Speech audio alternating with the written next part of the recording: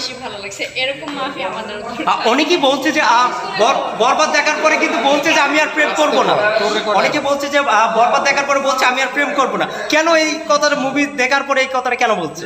এটা আমি জানি না, কিন্তু আমার ভালো লেগেছে। আচ্ছা, কার অভিনয় কেমন ছিল যদি আপনার কাছ থেকে জানা যায়? শাকিব খানের যে অ্যাক্টিং, অ্যাকশন, মানে নায়িকার প্রতি যে ভালোবাসা, ওইটা মানে বেশি ভালো লাগছে। নায়িকার অভিনয় কেমন ছিল?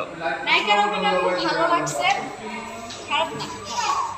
আপু, আপনার কাছ থেকে যদি জানা যায়, আপনি তো বরবাদ দেখেছেন, কার টানে চলে আসছেন? শাকিব খানের টানে কি চলে আসলেন? বরবাদ কেমন লেগেছে? দুইজন যান, আপনারা দুইজন একসাথেই যান, একটা শর্টেই দুইজনে ভালো লাগে। তুমি কি বলছো?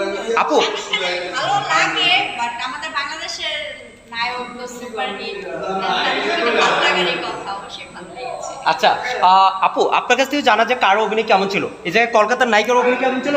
শাকিব খানকে দর্শক যে শিশুদেরকে বেশি ভালো লাগছে।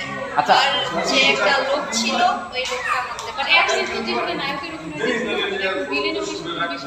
নিতুকে যখন শাকিব খান গুলি করছিল তখন কেমন লেগেছে? পরে তো নিতু স্বীকার করলো যে আমিও তোমাকে ভালোবাসি, তখন মানে কেমন, মানে অনুভূতিটা কি ছিল? অনুভূতি ভালো ছিল।